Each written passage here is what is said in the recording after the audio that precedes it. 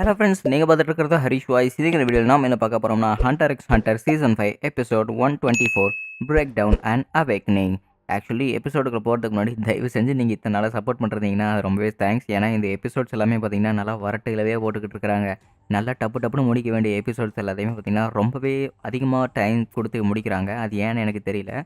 But இருந்தாலுமே நான் வந்து டெய்லி 2 வீடியோஸ் இந்த காரணத்துக்காக தான் போட்டுக்கிட்டு இருக்கிறேன். ஏன்னா பார்த்துக்கிட்டு இருக்கிற என்னாலேயே ஒன்றுமே செம்ம கடுப்பாகிட்டு இருக்குது. இதெல்லாம் ஏன்டா இவ்வளோ இழுத்து போட்டுட்டு இருக்கிறீங்க அப்படின்னு எனக்கு ஒரு செம்ம கடுப்பாக இருக்குது. பட் இருந்தாலுமே சரி போட்டுதாகணுமே, கதை புரியணுமே அப்படிங்கிறதுக்காக தான் நானும் எடுத்து போட்டுக்கிட்டு இருக்கிறேன். அண்ட் நீங்களுமே பார்த்தீங்கன்னா ரொம்பவே சந்தோஷம்.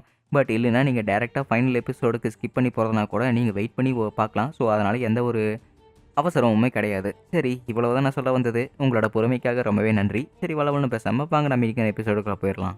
ஒவ்வொரு ஹண்டர்ஸுமே எல்லாருமே சேர்ந்து கேமரான்ட்ட போட்டு தள்ளிக்கிட்டு இருக்கிறாங்க. அண்ட் இந்த பேலஸில் ஏகப்பட்ட டிஸ்ட்ரக்ஷன் போயிட்டு இருக்குது. அண்ட் அங்கே இருக்கிற ஹண்டர்ஸ் எல்லாருமே வந்து இந்த இடத்த பார்த்ததே தெரியுது. ஏகப்பட்ட டிஸ்ட்ரக்ஷன், ஒரு போர் நடந்ததுக்கான அறிகுறி எங்கே இருக்குது.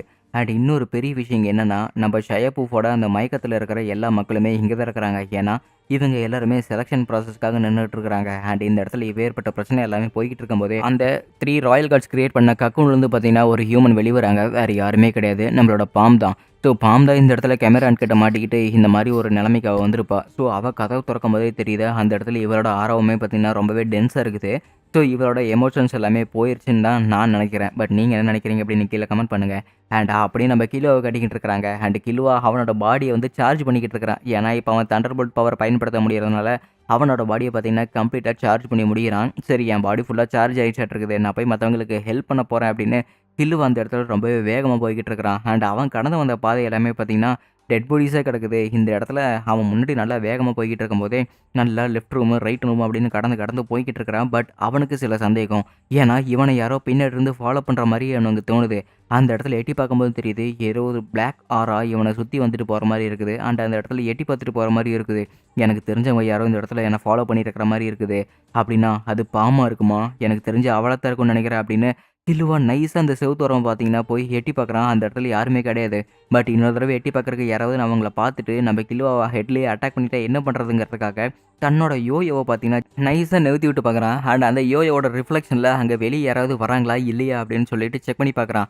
அந்த இடத்துல யாருமே இல்லை. இந்த இடத்துல யாருமே இல்லையா அப்படின்னா யாரும் என்ன நோட்டை விட்ட மாதிரி தெரிஞ்சுது. யார் அங்கே இருக்கும் அப்படின்னு அவள் கொஞ்சம் யோசிச்சுக்கிட்டு இருக்கிறான். பட் அந்த இடத்துல இன்னொரு உருவம் பார்த்தீங்கன்னா வர ஆரம்பிக்குது. யார் அந்த உருவம் அப்படின்னு சொல்லிட்டு இவனுக்கே பார்க்குறதுக்கு ஆச்சரியமாக இருக்குது. யாருன்னு பார்த்தா நம்ம பாம் தான். ஸோ பாம் நடந்து வரதை பார்த்தாலே தெரியுது அவள் பழைய எமோஷன்ஸ் எல்லாத்தையுமே மறந்துட்டா. இப்போ புதுவித கேமரா என்கிட்ட இங்கே வந்திருக்கிறா அப்படின்னு.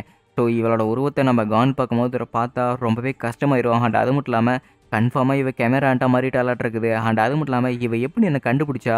எனக்கு தெரிஞ்சு அவளோட கிறிஸ்டல் பால் பவர் இருக்குதுல்ல, அதை வச்சு தான் அவள் கண்டுபிடிச்சிருப்பான்னு நினைக்கிறேன். ஏன்னா இவகிட்ட தான் நான் எங்கே இருந்தாலுமே கண்டுபிடிக்கிற பவர் இருக்குது. அண்ட் பைதவே இவளை பார்க்கும்போதே நல்லா தெரியுது இவளுமே எனிமி சைடு போயிட்டாலாட் இருக்குது அப்படின்னு கில்லுவா இந்த இடத்துல பயந்துக்கிட்டே இருக்கிறான். இந்த மாதிரி ஒரு நிலமையில இங்கே எல்லாருக்குமே இவ இப்படி ஆயிட்டான்னு தெரிஞ்சதுன்னா எல்லாருமே மனசு விட்டுறாங்க.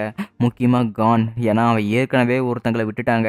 இதுக்கு மேலே அவங்களை காப்பாற்ற முடியும் அப்படின்னு ஒரு நம்பிக்கையில் அவன் அந்த இடத்துல உட்காந்துருக்கிறான். ஆனால் நம்ம பாம்பு இந்த மாதிரி நிலமையில இருக்கான்னு அவனுக்கு மட்டும் தெரிஞ்சுது. அவ்வளவுதான், அவன் செம கடுப்பாயிரும் அப்படின்னு கிலோ யோசிச்சுக்கிட்டு இருக்கிறான். அண்ட் அவனுமே பார்த்தீங்கன்னா எனக்கு பாம்புக்கு முன்னாடி போய் பேசலாமா வேணாமா அப்படின்னு யோசிச்சுக்கிட்டு இருக்கிறான். ஏன்னா இப்போ அவன் வித்தியாசமான ஒரு பாம்பாக வந்திருக்கிறா. அவகிட்ட போய் பேசினா ஏதாவது ஒரு பெரிய அசம்பாவிதம் நடக்குமோ என்னமோன்னு. ஆக்சுவலி பாம்புக்கு முன்னாடியே போய் பார்த்தீங்கன்னா நம்ம கிலோ நின்றுட்டான். ஏன்னா பாம்பு அவள் ஏற்கனவே இந்த பவர் எல்லாமே வச்சிருக்கிறாள். அதாவது மற்றவங்க எல்லாருமே எங்கே இருக்கிறாங்க அப்படின்னு கண்டுபிடிக்கிற பவர் இருக்குது. எப்பேற்பட்ட பிரச்சனை இருந்தாலுமே அதை கண்டுபிடிக்கிற பவருமே இருக்குது. அதனால தான் அவள் எல்லா பவருமே கண்டுபிடிச்சதுக்கு அப்புறம் தான் அவள் இந்த மாதிரி வந்திருப்பான்னு நினைக்கிறேன். அண்ட் அது மட்டும் இல்லாமல் அந்த பவர் எல்லாமே இவளை ஆட்டி வைக்குதுன்னு நினைக்கிறேன். ஸோ இவகிட்ட நான் எப்படியாவது பேச்சு கொடுத்து கண்டிப்பாக நான் எப்படியாவது இவளோட பழைய மெமரிஸை ரிட்டர்ன் பண்ணி ஆகணும் அப்படின்னு கிலோ யோசிச்சுக்கிட்டு இருக்கிறான். எனக்கு தெரிஞ்சு இவ என்னோட மெமரிஸ் எல்லாமே வச்சிருப்பாளா இல்லை எங்களையுமே மறந்துருப்பாளான்னு எனக்கு சுத்தமாக தெரியவில்லை. சரி, அவகிட்ட பேச்சு கொடுத்து பார்த்தா தானே தெரியும். ஏன்னா இப்போ ஒரு கேமரா ஆன்ட்டா இருக்கிறா, இவளுக்கு எந்த ஒரு எமோஷன்ஸுமே இல்லைன்னு தான் எனக்கு தெரியுது அப்படின்னு இங்கே கிலோ அப்படி பார்த்துக்கிட்டே இருக்கிறான் பாருங்க. நீ கில்லுவா தானே அப்படின்னு இங்கே பாவம் சொல்கிறா. என்னது இவளுக்கு என் பேர் தெரியுது அப்படின்னா இவன் என்ன பழைய மெமரிஸ் எல்லாம் வச்சிருக்காளா அப்படின்னு கிலோவை பார்த்தீங்கன்னா கொஞ்சம் பக்கத்தில் போய்கிட்டு இருக்கிறான். உனக்கு என்ன ஞாபகம் இருக்குது அப்படிங்கும் போதே ஏன் எனக்கு ஞாபகம் இல்லை? ஏன்னா இந்த இடத்துல நான் சாவன்னு நினச்சதா இந்த மாதிரி ஒரு இடத்துக்கு வந்துட்டேன். ஆனால் இப்போ நான் இந்த மாதிரி நிலமையில இருக்கிறேன். கான் என்ன பார்த்தா ரொம்பவே தப்பாக நினைப்பான் அப்படிங்கிறாங்க. கானெல்லாம் அப்பியரன்ஸை பார்த்து எடை போடுற ஆளே கிடையாது. கான் இந்த மாதிரி விஷயத்தெல்லாம் ரொம்பவே தப்பாக நினைக்க மாட்டான். நீ ஒன்றும் கவலைப்படாத அப்படிங்கிறாங்க. ஒன்றும் தப்பாக நினைக்காம இருக்கலாம். பட் என்னோட அப்பியரன்ஸை பார்த்து எனக்கு தான் ரொம்பவே கவலையாக இருக்குது. இப்போ கான் மட்டும் என்னை பார்த்தான்னா ரொம்பவே கவலைப்படுவான்ல. சரி இப்போ கான் எங்க இருக்கிறா அப்படின்னு இந்த இடத்துல பாம் கேட்டுட்டு இருக்கிறான். அவனா அவ பிட்டோ கிட்ட தான் இருக்கிறா அப்படின்னு அவன் உண்மையை சொல்லிடுறான். அண்ட் அடுத்த செகண்டே பார்த்தீங்கன்னா இவனுக்கு ஒரு சந்தேகம் வருது. ஏன்னா நம்ம கில்லுவா இங்க இருக்கிறா அப்படின்னா அவளோட மேஜிக் பவர் வச்சு பார்க்க முடிஞ்சதுல. அப்படின்னா கானால ஏன் அவனை பார்க்க முடியல? ஏன்னா கான் எங்க இருக்கான்னு இவளால பார்க்க முடியலையே. அதுக்கு காரணம் என்ன அப்படின்னு இவனுக்கு ஒரு சந்தேகம் வருது. நீ எதுக்காக அவனை பத்தி கேட்குற அப்படிங்கும்போதே, ஏன்னா அதுல ஒரு அர்த்தமே இல்லையே நீ கேட்குற கொஸ்டின்ல. எனக்கு அவன பார்க்கணும்னு தோணுது. அதனால தான் நான் பார்க்குறேன் அப்படிங்கிறாங்க. சரி எதுக்காக நீ என்ன ஃபாலோ பண்ணி வந்த அப்படின்னு கிளிவா கேட்கும்போது, நான் எங்க உன்ன ஃபாலோ பண்ணி வந்தேன். நீ தானே ஃபர்ஸ்ட் என்ன பார்க்க வந்த. அதனால தான் நானுமே இப்போ உன்ன பார்க்க வந்திருக்கிறேன் அப்படின்னு பாம் சொல்லிக்கிட்டு இருக்கிறா. அதுக்கெல்லாம் வாய்ப்பே கிடையாது. ஏன்னா நான் அங்க முன்னாடி வேகமா போய்க்கிட்டு இருக்கும்போது, ஏதோ ஒரு ஆறா என்ன கன்ஃபார்மா ஃபாலோ பண்ற மாரி எனக்கு தெரிஞ்சுது. அப்படின்னா இவ ஒரு வேளை பாமோட மெமரீஸ கெயின் பண்ணதுனால, இவ என்னை எட்டி பார்த்துட்டு, அவ இந்த இடத்துல பயந்துட்டு போய் மறுபடியுமே என்னோட உண்மையான உருவம் தெரியக்கூடாது அப்படிங்கிறதுக்காக தான் மறுபடியும் ஃபர்ஸ்ட்லேருந்து நடந்து வந்தாலே என்னமோ. யாருக்கு தெரியும்? பட் இருந்தாலுமே நம்ம பாம் இந்த அளவுக்கு கான் எங்க இருக்கா அப்படின்லாம் கேட்டுட்டு இருக்க மாட்டா. நீ நல்லா இந்த மாதிரி மழுப்பி பேசுறத பார்த்தாலே தெரியுது. பாம் இந்த மாதிரி டைரக்டா என்கிட்ட கேட்டுட்டு இருக்க மாட்டா. அவ கான் எங்க இருக்கான்னு ஈஸியா கண்டுபிடிச்சிட்டு போயிருவா. ஆனா உன்னால முடியல. அப்படின்னா நீ எங்களோட எனிமி அப்படின்னு அவனோட யோயோவை இழுக்கிறான் பாருங்க. அப்படியே நம்ம பாமோட முடி எல்லாமே அவளோட பாடியை வந்து கவர் பண்ணிக்கிட்டு இருக்குது. இந்த இடத்துல பார்க்கும்போது நம்ம கீழே அவளுக்கு செம ஆச்சரியமா இருக்குது. ஏன்னா நம்ம பாமோட முடி முழுக்கவே பார்த்தீங்கன்னா அவளை வந்து ஃபுல்லாக கவர் பண்ணிச்சு. ஸோ இப்போ பிளாக் வீடோ டார்க் டீமன் காடஸ் அப்படின்னு ஒரு பவரை பார்த்தீங்கன்னா இந்த இடத்துல அவள் அக்வயர் பண்ணியிருக்கிறா. ஆக்சுவலி நான் இந்த கேமரான்ஸ் கிட்ட மாட்டிக்கிட்டேன். மாட்டிக்கிட்டதுக்கப்புறம் நான் என்னோட எமோஷன்ஸை தான் இந்த இடத்துல நான் வரவிட்டுருக்கணும். பட் என்னோட எமோஷன்ஸ் வராமல் என்னோட கோவம் இந்த இடத்துல வந்துருச்சு. அந்த அந்த ஒரு காரணம் தான் என்னை இந்த மாதிரி ஒரு நிலைமைக்கு கொண்டு வரதுக்கு காரணம். அண்ட் அந்த காரணம் தான் இப்போ ஒன்று கொள்றதுக்காகவும் தூண்டிக்கிட்டு இருக்குது அப்படின்னு நம்ம கிலோவை பார்த்தீங்கன்னா அட்டாக் பண்ண போய்கிட்டு இருக்கிறா. அண்ட் அவனுமே பார்த்தீங்கன்னா ஜஸ்ட் மிஸ்ஸில் தடுத்துட்டான். அந்த அட்டாக்கை இவன் தடுத்த உடனே இவன் அந்த இடத்துல பறந்துக்கிட்டு இருக்கிறான். இவளுமே கொல்லணும் அப்படின்னு கொல்ல வெறியில் நம்ம கிலோவை போட்டு அடி அடி நடிச்சுக்கிட்டு இருக்கிறா. இதுக்கெல்லாம் வாய்ப்பே கிடையாது. ஏன்னா நான் இந்த அடியை தடுத்துக்கிட்டு இருக்கிறேன். பட் இருந்தாலுமே போட்டு இந்த ஊமா குத்து குத்துறான். எனக்கு இந்த வலி வலிக்குது அப்படின்னு கிலோவை பார்த்தீங்கன்னா வழியில் கதறிக்கிட்டு இருக்கிறான். அண்ட் அதே சமயத்தில் திருப்பி ஒரு விட்றா பாருங்க. அப்படியே பறந்து போய் கீழே விழுங்குறான். என்னாச்சு இப்போ கான் எங்க இருக்கானாவது சொல்றியா இல்லை நானே போய் கண்டுபிடிக்கட்டுமா அப்படின்னு சொல்லிட்டு இந்த இடத்துல பாம்பு பேசிக்கிட்டு இருக்கிறா. அப்படியே ஒரு கத்துறா பாருங்க. அவ சிரிக்கிற சிரிக்கல அப்படியே அந்த கோட்டை எல்லாமே அலருது. ஸோ அலற அலற பார்த்தீங்கன்னா அப்படியே நம்ம கிலோவை போட்டு தும்சம் பண்ணிக்கிட்டு இருக்கிறா. எங்கடா போன வாடா வாடா அப்படின்னு சொல்லிட்டு சண்டைக்காட்டு கூப்பிட்டுக்கிட்டே இருக்கிறா. இன்னொரு பக்கம் நம்ம கிலோவை பார்த்தீங்கன்னா முன்னாடி தான் இருக்கிறான். நான் உன்னை கண்டுபிடிக்கணும்னு அவசியம் இல்லையே. ஏன்னா கான் எங்கே இருக்கான்னு எனக்கே நல்லா தெரிஞ்சிருக்கும். அண்ட் அது மட்டும் இல்லாமல் உன்னை நான் ஈஸியாக தோக்கடிக்கிறதுக்கு எனக்கு இந்த பவரே போதுமே அப்படின்னு சொல்லிட்டு ஒரு கொல்ல வெறியில அப்படின்னு நம்ம பாம் பேசிக்கிட்டு இருக்கிறா. இதெல்லாம் நல்லதுக்கே கிடையாது. ஏன்னா பாம் இப்போ முழுக்க முழுக்க ஒரு கேமரா ஆண்டா மாறிட்டா. பட் இருந்தாலுமே உள்ள பாம் இருப்பான் தான் எனக்கு நல்லா தெரியும். ஏன்னா பாம் ஒரு என்ஹான்சர். அவளோட பவரை பற்றி எனக்கு நல்லாவே தெரியும். அவள் எந்த அளவுக்கு ஒரு அட்டாக்கை போடுறாளோ அந்த அட்டாக்கை இன்னொருத்தவங்களுக்கு அதிகப்படியே கொடுக்கறக்குமே அவகிட்ட சக்தி இருக்குது. அதுக்கு காரணமும் அவள் ஒரு என்ஹான்சருக்காக தான். ஸோ எப்படியாவது நான் இவகிட்டேருந்து தப்பிச்சாகணும். நான் என் அடியை பிளாக் பண்ணிட்டாலுமே அந்த அடி எனக்கு வந்து மேலேயே விழுகுது. ஸோ அது ரொம்பவே பவர்ஃபுல்லான அட்டாக்காக இருக்குது. எனக்கு தெரிஞ்சு இப்போ இருக்கிற நிலைமை வந்து கான் பார்த்தானா சத்தியமாலுமே இங்கே இருக்கிற உயிரே விட்டுருவான். ஏன்னா அவன் ரொம்பவே டென்ஷனில் இருக்கிறான் அப்படின்னு சொல்லிட்டு இங்கே கிலுவா சொல்லிக்கிட்டு இருக்கிறான். பாம் நீ நாங்கள் உள்ளதானே இருக்கிற எனக்கு அது நல்லாவே தெரிய வருது அப்படின்னு அவன் கிலுவா சொல்லிக்கிட்டு இருக்கிறான். பாமாவது மயிராவது அவள் ஏற்கனவே செத்துடா அப்படின்னு சொல்லிட்டு இந்த இடத்துல பாம் வேகமாக வந்து அட்டாக் பண்ணிக்கிட்டு இருக்கிறான். அண்ட் அதுலேருந்துமே பார்த்தீங்கன்னா ஜஸ்ட் மிஸ்ஸில் தப்பிக்கிறதுக்காக கிலுவா ட்ரை பண்ணுறான். அப்படியே பறந்து வந்து இவங்க அடிக்கிறான். கிலுவா ஸ்பைடர் மாதிரி செவுத்துல தூக்கிட்டான். ஏய் பாம் நான் கிட்ட ஒரு முக்கியமான விஷயம் பேச உனக்கு எதுக்கு எனக்கு இந்த மாதிரி பண்ணிக்கிட்டு இருக்கிற அப்படிங்கும்போதே நான் தான் சொன்னேன்ல பாமெல்லாம் இங்கே இல்லை. நான் அந்த கானை கொள்றதுக்காக தான் இந்த இடத்துல வந்துக்கிட்டு இருக்கிறேன். ஃபஸ்ட்டு நீ அவன் எங்கே இருக்கான்னு சொல்கிற அப்படிங்கும்போது அந்த விஷயத்த நான் உன்கிட்ட சொல்லவே மாட்டேன். ஏன்னா நீ அவனை பார்க்கறதுக்காக சொல்கிறேன்னு சொல்லு. நான் வேணா உனக்கு அந்த வழியை சொல்கிறேன். இல்லைன்னா வச்சுக்க நான் உனக்கெல்லாம் அந்த வழியை சொல்லவே மாட்டேன். உனக்கு நான் சொல்கிறது புரியுதா இல்லையா பாம் அப்படின்னு சொல்லிட்டு கத்துறான் பாருங்க. இவனுக்கு ஏதோ ஒரு மெமரிஸ் மாதிரி வந்து போயிட்டு இருக்குது. தயவு செஞ்சு நீ கானை போய் பாரு. நான் வேணா வழி சொல்கிறேன். பட் இந்த மாதிரி ஒரு நிலமையில போய் பார்க்காத. அவன் இப்போ ஏற்கனவே உடஞ்சி போயிருக்கிறான் தெரியுமா. அவன் இருக்கிற நிலமையில யார் இருந்தாலுமே கன்ஃபார்மாக இந்த அளவுக்கு ரொம்பவே கோவப்பட்டிருப்பாங்க. ஆனால் அவன் இருக்கிற நிலமையிலையுமே இருந்து மற்ற பிரச்சனைகளை தாங்குற அளவுக்கு அவனோட மைண்ட்லேயே இப்போ கேப்பபிலிட்டி சுத்தமாக இல்லடியே. ஏன்னா இப்போ கான் ரொம்பவே டென்ஷனாக இருக்கிறான். அவன் ரொம்பவே மதித்த ஒரு ஆள் இப்போ உயிருக்கு போராடிக்கிட்டு இருக்கிறாப்புல. அந்த உயிரை காப்பாற்றுறதுக்காக அவன் என்ன வேணால் செய்கிறதுக்கு காத்துக்கிட்டு இருக்கிறான். ஏன்னா அவன் இப்போ இருக்கிற நிலைமை ரொம்பவே கொடூரமாக இருக்குது. ஒரு கத்தி முளையில் நின்றுக்கிட்டு இருக்கிறான். மற்றவங்க யார் வந்தாலுமே கொல்லணும் அப்படின்னு ஒரு வெறியில் இருக்கிறான். இப்போ இந்த நிலைமையில மட்டும் உன்னை பார்த்தனா வச்சுக்க மனசு உடஞ்சு போயிடுவான். நீ போய் கானை பாரு. அண்ட் எப்பவும் போல் கானை பற்றி டே கான் எப்படி இருக்கிற அப்படின்னு சொல்லிட்டு ஜாலியாக பேசிக்கிட்டு. அண்ட் இந்த இடத்துல எல்லாமே நல்லா தான் இருக்குது அப்படின்னு சொல்லு. ஆனால் தயவு செஞ்சு இங்கே என்ன நடந்துட்டுருக்குன்னு மட்டும் அவங்ககிட்ட டேரெக்டாக போய் சொல்லிடாத. ஏன்னா நான் அவன் கூட இருந்து எதுவுமே உபயோகப்படுத்த முடியல.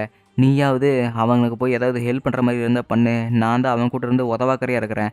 அவனுக்கு எந்த ஒரு ஹெல்ப்புமே பண்ண முடியாத ஒரு உதவாக்கரையாக இருக்கிறேன். என்னால் அவனுக்கு எதுவுமே பண்ண முடியலையே அவன் ஏதாவது ஒரு எதிர்த்து சண்டை போடும்போது அவனை தடுக்கத்தான் நான் தயாரா இருக்கேனே தவிர, அவனுக்கு உபயோகமா நான் எந்த ஒரு காரணமாவும் இல்லவே இல்லையே! அதனால தான் நான் உன்கிட்ட கேட்குறேன். தயவு செஞ்சு நீ கானுக்கு போய் ஹெல்ப் பண்ணு. ஏதாவது ஒரு நல்லது பண்ண முடிஞ்சா பண்ணு. இல்லன்னா நீ என்ன கொன்னுட்டு அப்படிங்கிறது எங்கேயாவது போயிரு அப்படின்னு சொல்லிட்டு கிலுவ பார்த்தீங்கன்னா கதறி கதறி அழுதுகிட்டு இருக்கிறான். தயவு செஞ்சு என்ன கொன்னுடு இல்லன்னா கானுக்கு போய் ஹெல்ப் பண்ணு அப்படின்னு சொல்லிட்டு பார்த்தீங்கன்னா, கிலுவ அப்படியே கதறி கதறி அழுதுகிட்டு இருக்கிறான் பாருங்க. இவ அழுகுறத மறுபடியுமே அந்த பேலஸ் எல்லாமே அதிரிக்கிட்டு இருக்குது. ஏன்னா நம்ம நண்பன் கானுக்கு ஹெல்ப் பண்றதுக்காக இங்க கில்லுவா என்ன வேணா பண்ண அப்படின்னு முடிவெடுத்துட்டா. அதுக்கு காரணம் கான் ரொம்பவே கோவப்பட்டு நம்ம கில்லுவாட்ட ஒரு வார்த்தையை விட்டுருப்பான். அந்த காரணம் தான் இவனை ரொம்பவே ஹர்ட் பண்ணிட்டு இருக்குது. ஸோ இதை பார்க்கும்போது நம்ம பாம் ரொம்பவே அமைதியாக இருக்கிறான். அதுக்கு காரணம் இவளை கண்ட்ரோல் பண்ணிட்டு இருக்கிறது நம்ம ஷயபூஃப் தான். அவன் இப்போ ரொம்பவே மென்டலாக வீக்காக இருக்கிறான். இப்போ அவனை அட்டாக் பண்ணுறதுக்கு கரெக்டாக இருக்கும் அப்படின்னு அவன் ஆர்டர் கொடுக்குறான். அவளுமே அட்டாக் பண்ண போறா. இப்போ தான் ஒரு ஃப்ளாஷ்பேக் கட்டிக்கிட்டு இருக்காங்க. ஏன்னா அவன் அது படிக்கட்ட மேலே ஏறி போகலாம் அப்படின்ட்டு இருக்கும்போது நம்ம பிட்டாவோட எண் பார்த்தீங்கன்னா அவன் மேலே வந்து படுது. ஸோ இவளோட ஒரே பயம் நோ பயந்த மாதிரியே தான் இவளும் பயப்படுறா. ஏன்னா இவ அவங்ககிட்ட மாட்டிக்கிட்டா கை கடை தனியாக பிச்சு உடனே இவளால் ஆராய்ச்சி பண்ணுவாங்க அப்படின்னு பயந்து ஸோ கரெக்டாக ஷயஃபூஃப் படி இறங்கி கீழே போகும்போது அவளோட கையை அறுத்து கீழே விழுந்துட்டா. அதுக்கான காரணம் ஏன்னா செக்ரட்டரி பிசேஃப் நிறைய பொண்ணுங்களை இந்த மாதிரி வலியுறுத்து வரல, நிறைய பொண்ணுங்க கூட அந்த மாதிரி பண்ணுறதுக்கு.